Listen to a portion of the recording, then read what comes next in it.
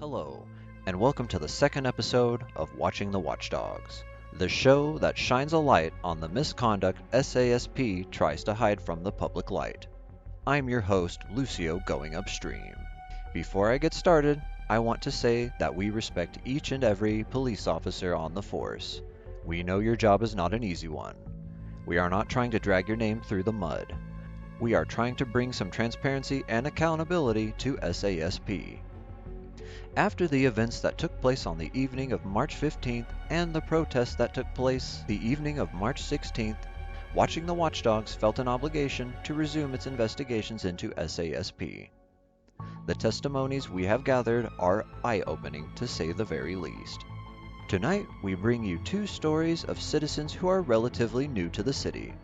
Their testimonies are unbiased. The first story we bring to you comes from a citizen who didn't want to rock the boat and chose to remain anonymous. He also feared police retaliation. Guess I don't really want to put myself out there on the police radar. I mean, listen, I'm in a bit of a weird position because I only flew in yesterday, so, I'm at the very, very start of my journey in this fine city, so pissing off the police is not something I want to do this early on. But, at the same time, I'm fresh citizen. I've done no wrong. I'm just a civilian out here trying to find my way. And I'm driving my bike. I'm stopped at a red light. Alright, get this. I'm stopped at the red light. And they come blasting around in opposing lanes of traffic, smash me off my bike, get out the car, drop an IFAC, and then leave without saying a word.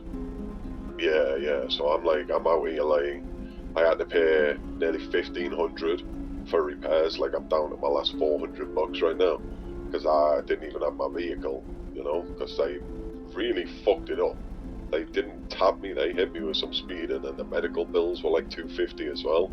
So I'm already $2,000 out of pocket, and I haven't even had a conversation with anyone yet. When did this occur, time and date? Oh shit, like an hour ago. You happen to see any distinguishing features I about mean, one of them wasn't wearing a shirt. I mean, I don't know how more distinguished you can get, but can't be that many of them on duty right now, right? One of them had a cone on his head, like a traffic cone.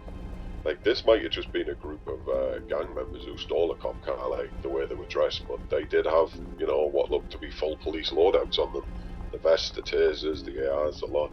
But one of them didn't have a shirt on, no pants on, and then one of them had a fucking traffic cone on their head. So I don't know how more distinguished you can get, because, I mean, yeah, I can't imagine there's many cops running around like that. Yeah, I mean, I'm too new to be fucking, making enemies, shall we say. Gotta find my own way before I start pissing people off, I'm completely out of pocket here because of these guys, and they didn't even stop to check up on me, they just fucked off. Because he remained anonymous, we must take his testimony with a grain of salt.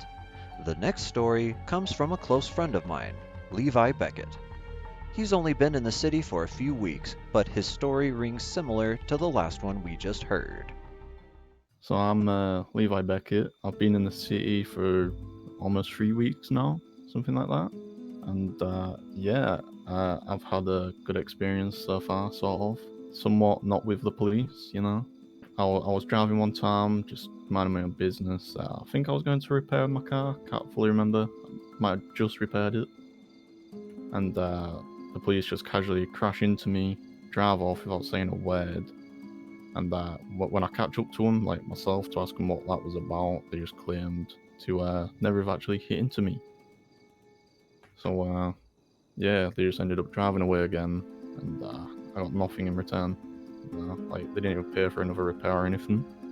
I believe it was a guy with he had a weird mustache. I don't know if that helps, but rather short hair, blonde mustache. I think he was by himself. I'm not 100% sure. So it was within my first week of being here, and the car was pretty much just blacked out. I think it was like a cruiser. Was it red and black? Yes, I think so. Anything else you'd like to add to that before we stop here? Just it was disrespectful, to be honest. They're supposed to help us out as citizens. They're the police. They're not supposed to really do anything bad, so to say. But crashing into someone, driving off, and then claiming to have not done it is not exactly upholding what they're supposed to, I guess. We have all been in incidents where we hit people we did not see. Saying, "I didn't see it in my eyes," is no excuse for negligence, be you SASP or otherwise. Have you witnessed any SASP officers operating outside of SOP? Do you feel comfortable giving your testimony on the record? If you answer yes, please contact myself or other members of the Weazel News team. Do you have any photographs or videos of the event that took place at PD March 15th? Do you have any video of the protest on March 16th? If your footage was shot with a cell phone, camera, or a visibly apparent body camera, please email them to me. If your footage is usable, we may be able to compensate you. Watching the Watchdogs encourages all its citizens to wear a body camera and to record any and all interactions with SASP officers. Thank you for joining us this evening.